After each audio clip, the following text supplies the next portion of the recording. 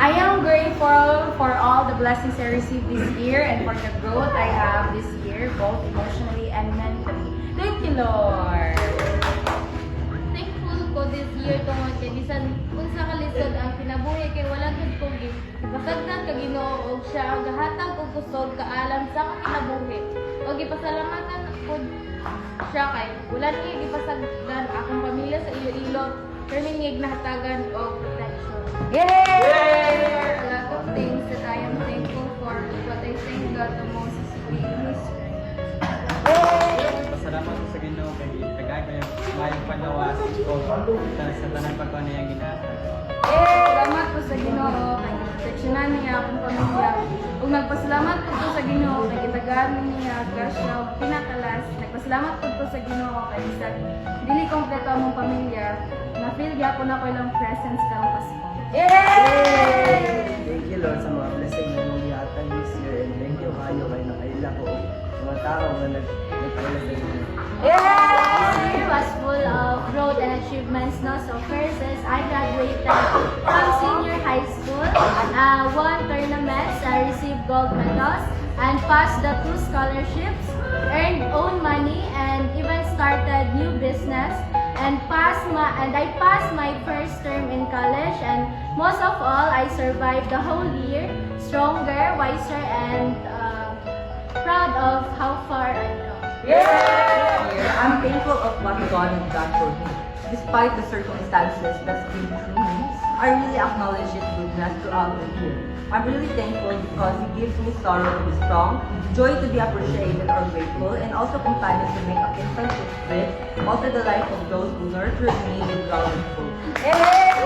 God for always guiding me sa matagad lalo din sa mga financial sa tibok tuloy kung sa knowledge and wisdom og sa even sa ang lowest ug highest siya siya nasa mga tapat. Thank you Lord for guiding me always and gusto sa kong pasalamat kay gawat na akong blessing sa mga Of course. Yay! This year, I am grateful for God's constant love, hope, healing, assurance, growth, blessings, and unending opportunities, and people that I have, and answered and unanswered prayers. Thankful for this year because daghan ko na-receive ng mga awards from my school.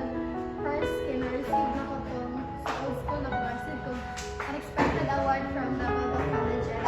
Na-receive na ko, nakadawat ko ng mga gifts na gikan sa aking parents, sa mga things na kailangan ko for school. And nakatagat na siya sa Meros sa essay. And also, na-survive na ko ang second sem na rank 1 and naka-help ko with high honors and especially naka-join ko og big pageant sa barangay namin. One thing I want to praise is that I can share to you is I am very grateful and thankful of everything God has done for me, especially this year 2025. Even though when I entered the year 2025, I feel so down, but the rest of the year God did His best for me to overcome the challenges, especially. And I think my final defense for undergraduate at thesis no and grateful na nahuman dyan ang tanan and nagabi.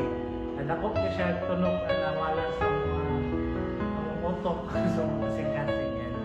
I am grateful sa tanan ko dili lang ako sa financial kundi sa tanan respeto sa mga kinabuhi. I conclude that God is good